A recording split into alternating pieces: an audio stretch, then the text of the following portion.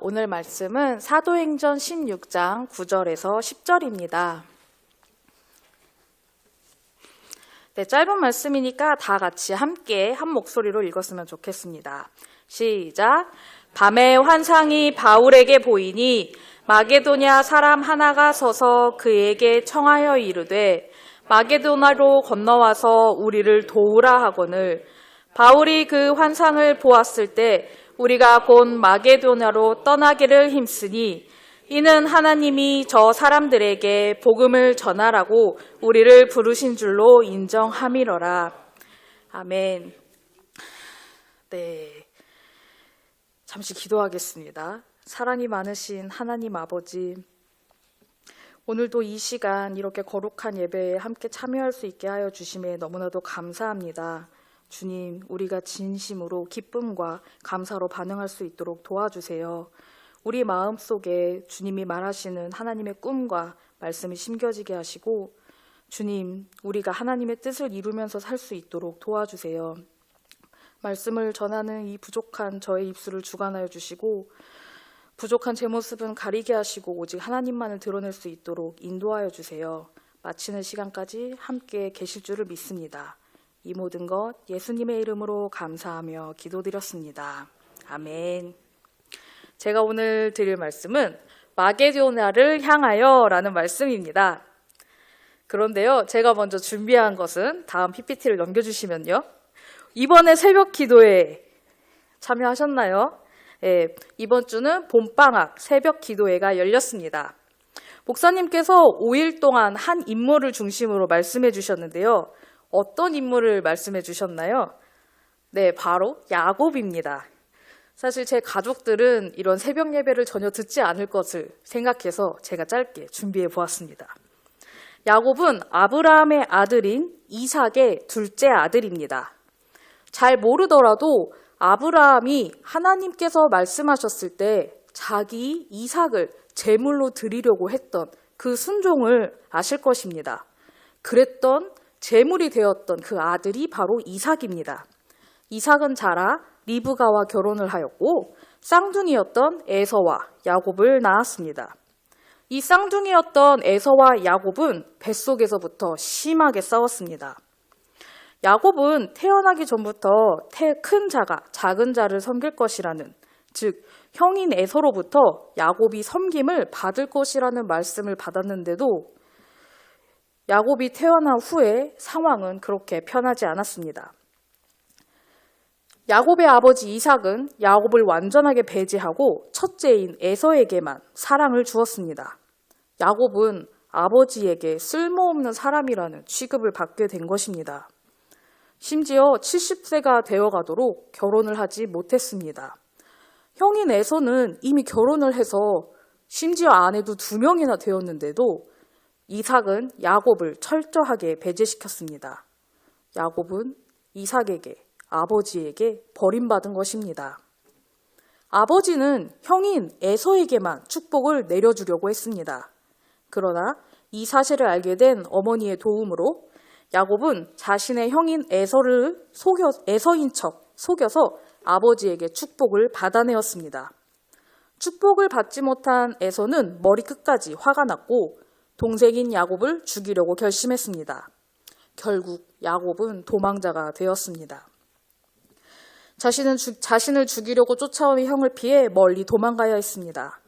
아버지는 야곱에게 어머니 리브가의 오빠인 라반을 찾아가라고 했습니다. 그런데 그게 다였습니다. 아버지에게 미안하다는 말도 결혼 지참금도 함께하는 하인들도 없이 그렇게 홀로 먼 길을 떠나야만 했습니다. 그러나 길을 가던 중에 해가 져서 더 이상 걸을 수 없을 만큼 깜깜해져 왔던 그 시간에 돌을 베개 삼아 누워서 잠을 청하려던 야곱에게 하나님이 말씀하십니다. 땅의 모든 족속들이 너와 너의 자손으로 말미암아 복을 받게 될 것이라고요. 야곱을 통하여 하나님께서 이루고 싶어 하시는 꿈은 야곱이 아니라 야곱의 자식들뿐만 아니라 야곱과 야곱의 자손을 통하여 이 세상에 있는 모든 사람이 복을 받게 되는 것입니다. 아버지에게 사랑을 받지도 못하였고 형에게 죽임을 당할까 도망치는 야곱에게 나타나신 하나님은 야곱에게 꿈이 있었던 것입니다. 도망친 끝에 하란이라는 땅에서 만난 친척 라반은 진짜 그 자체였습니다. 진정한 사기꾼이었습니다. 야곱은 라반이라는 더 큰 사기꾼을 만나 20년 동안 쉬지 않고 양을 돌보는 험한 일을 맡게 되었습니다. 그리고 마침내 일가를 이루게 되었죠. 라반의 두 딸과 그 시종들로 하여금 자식들을 많이 보게 되었고요. 이 11명의 자식들을 다 이끌고 고향집으로 드디어 돌아오게 된 순간입니다. 다만 야곱은 형인 에서가 너무 두려웠습니다. 그래서 오는 길에 밤새 하나님과 씨름하게 됩니다. 그제서야 야곱은 뒤꿈치라는 속이고 거짓말하는 자가 아닌 이스라엘이라는 이름을 새로 얻게 됩니다. 5일 동안 진행한 내용을 매우 짧게 축약해 보았습니다. 자세한 내용은 꼭 동영상을 다시 보시기 바랍니다. 이처럼 우리는 비전의 성경적 원리를 배웠습니다. 비전은 사람이 이루고 싶은 꿈이 아니라 하나님께서 사람을 통해 이루고 싶어 하시는 하나님의 꿈입니다. 이 꿈을 위해 하나님은 야곱을 준비시키셨습니다. 그리고 그 꿈은 야곱의 삶에 열정을 주었습니다.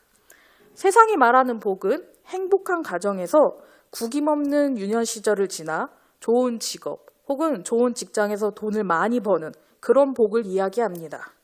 아픔 없이, 큰 어려움 없이 자란 사람들이 행복한 삶이라고, 복된 삶이라고 말합니다. 야곱은 태어날 때부터 큰 자가 작은 자를 섬길 것이라는 말씀을 받았지만 야곱은 아버지에게 외면받는 삶을 살아왔습니다. 하지만 하나님은 그러한 야곱에게 나타나서 하나님의 꿈을 알려주셨고 고난 속에서도 야곱을 준비시키셨습니다. 야곱은 하나님을 붙잡고 씨름하며 하나님을 놓지 않았습니다. 결국 이스라엘이 된 야곱은 하나님께서 주신 꿈을 이뤄나간 것입니다. 에서를 만난 야곱이 에서에게 축복해주면서 아버지에게 복을 받을 수 없었던 에서도 야곱으로 말미암아 복을 받을 수 있게 되었습니다. 야곱의 후손으로 태어나신 예수님은 우리를 위해 십자가에 죽으셨고 유대를 넘어 온 세계 만민이 예수 그리스도를 통하여 하나님의 복을 받고 있습니다. 하나님을 알고 하나님을 사랑하고 하나님의 꿈대로 사는 삶, 이것이 바로 진정한 하나님의 복을 누리고 있는 것입니다. 구약의 인물을 통해 하나님의 비전을 살펴보았으니 이제는 좀 신약으로 넘어가 봅시다.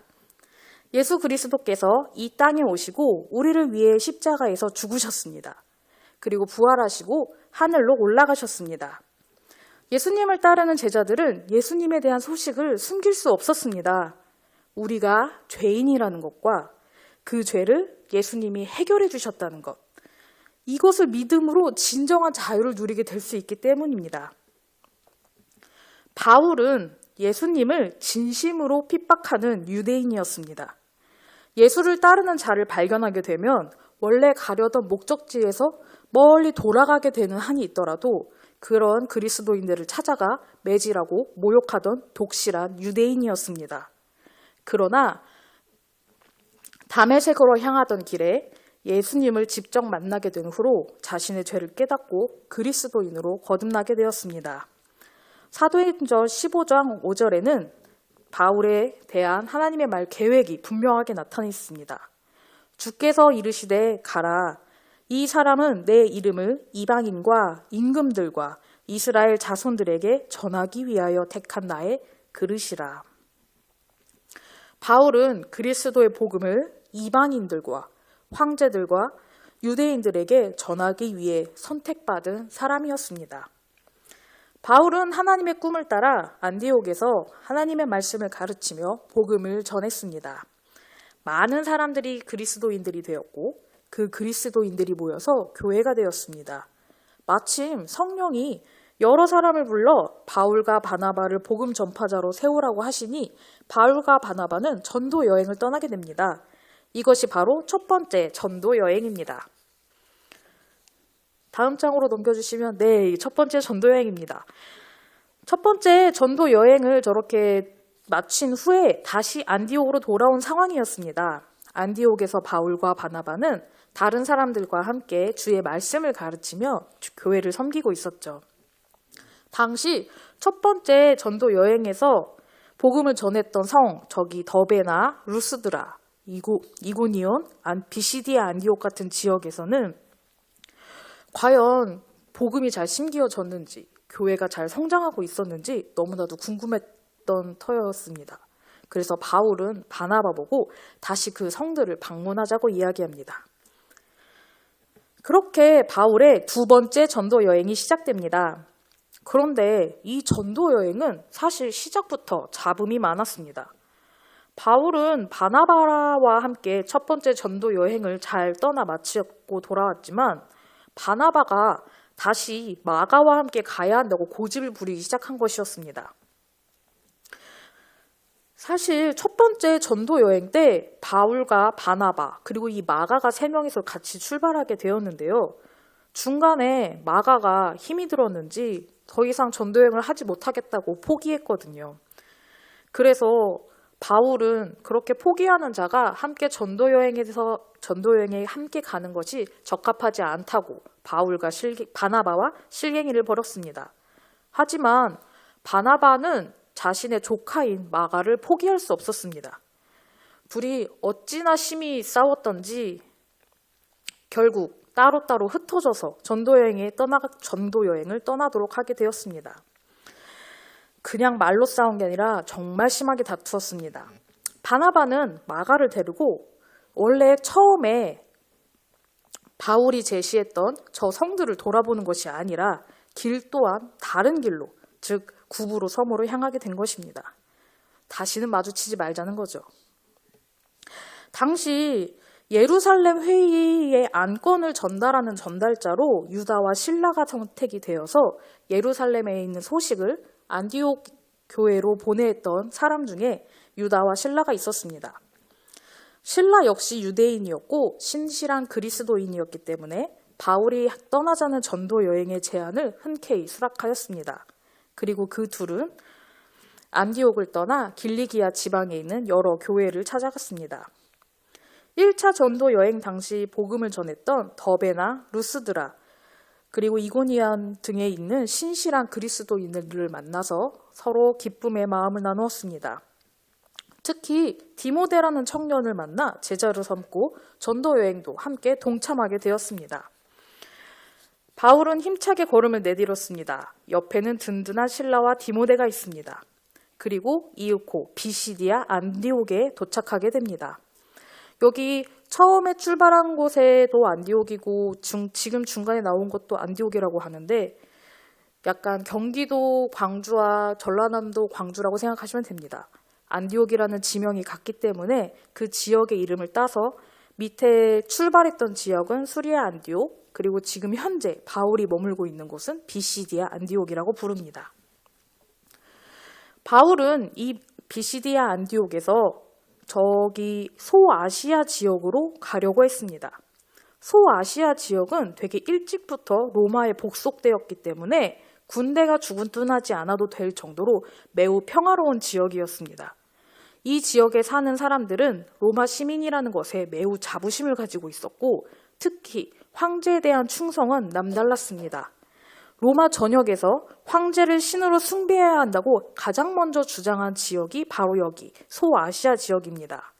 전쟁이 없으니 빼앗길 것도 없었고 전역에서 수급되는 노예들로 말미암아 여유롭고 풍요로운 생활을 누리고 있었습니다. 그래서 소아시아에는 이름 있는 성들이 참 많았습니다. 버가모, 두아디라, 사데, 빌라델피아, 히아레폴리, 서머나, 에베소 등 여기 복음이 전해지면 되게 크게 번성할 지역들이 참 많았습니다. 성들을 찾아가서 유대인의 회당에서 복음을 전하는 방법으로 전도를 했던 바울에게는 갈라디아 지역의 이 성들을 방문하는 것이 너무나도 그리고 또한 이 소아시아의 지역의 성들을 방문하기를 매우 힘썼습니다. 그런데 바울 일행은 저 아시아 지역의 성들로 가지 못했습니다. 성령께서 막으셨기 때문입니다. 당시 바울은 이해할 수 없었습니다. 하루하루 시간은 흘러갑니다. 처음에 준비했던 식량들은 다 떨어져가고 손에 쥔 여비도 간당간당해졌을 것입니다. 어서 어느 성이라도 자리를 잡고 들어가 복음을 전해야 되는데 이상하게도 입이 도무지 열리지 않습니다. 기도를 해도 마음이 시원하지 않습니다. 근데 문제는 성령께서 복음을 전하는 걸 막으시기만 할 뿐 어디로 가라, 뭘 해라, 가타부타 말씀이 없으십니다. 안 그래도 처음 시작부터 싸움으로 시작된 전도 여행이었는데 이대로 끝내는 게 사실 맞을까요? 바울의 고민은 깊어져만 갔습니다. 그러나 바울은 포기하지 않았습니다. 아시아를 겉으로 쭉 도는 여정이 시작됐습니다. 약 500km나 되는 그 거리를 하나님께서는 그저 걷게만 하셨습니다. 아시아로 가려는 저 필사적인 노력이 이 지도에서도 잘 나타납니다. 그러나 성령께서는 저 아시아 안쪽으로 들어가는 것을 허락하지 않으셨습니다. 저렇게 소아시아를 겉으로만 돌다가 그 끝에 저기 드로아라는 지역에 머물게 되었습니다. 드로아는 항구 도시입니다. 정말 여기는 더 이상 갈 곳이 없습니다. 이 드로아가 보이는 그 직전 무시아 마을에서 바울과 일행들은 앞으로의 행적지에 대해서 심각하게 고민을 하기 시작했습니다. 복음은 전하고 싶은데 성령께서는 막으시고 다시 집으로 돌아가기엔 너무 멀리 왔고 어디로 가야 할까요? 어느 나라나 마찬가지로 시골과 다르게 수도에 가까울수록 분위기가 좀 엄격해집니다. 로마 제국에서도 황제가 머무는 이탈리아의 로마 지역에 비하면 아무리 로마 시민권이 있는 바울이라고 해도 촌사람에 불과합니다.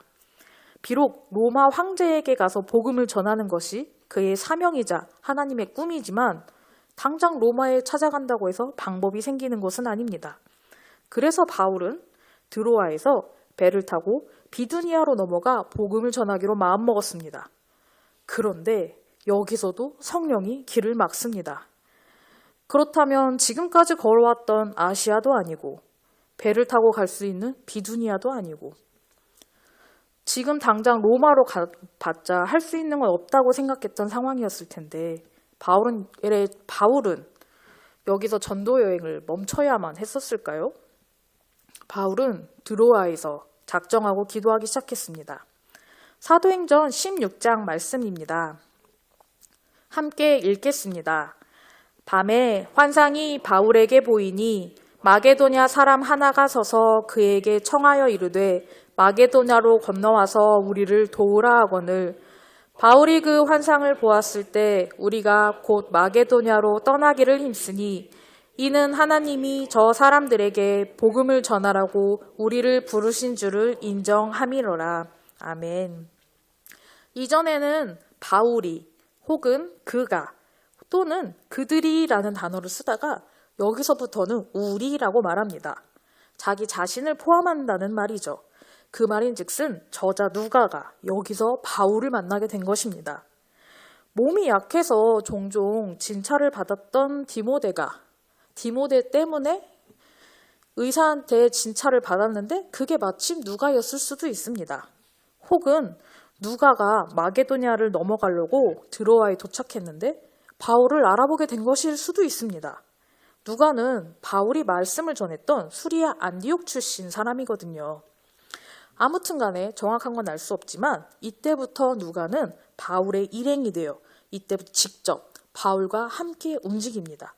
그러니까 여기서부터는 누가가 누군가에게 전해 들은 게 아니라 누가가 직접 겪었던 바울의 모습인 것입니다. 이날 밤 바울은 환상을 보았습니다. 마게도냐 사람이 서서 바울에게 이르되 마게도나로 건너와 도와달라고 간청합니다. 마게도나는 전략적인 군사도시였습니다. 이탈리아 로마에서 동쪽 지역을 점령하려 나가기 위해 군사를 파견하고 병참을 유지해야 하는 중요한 거점 지역이었기 때문입니다.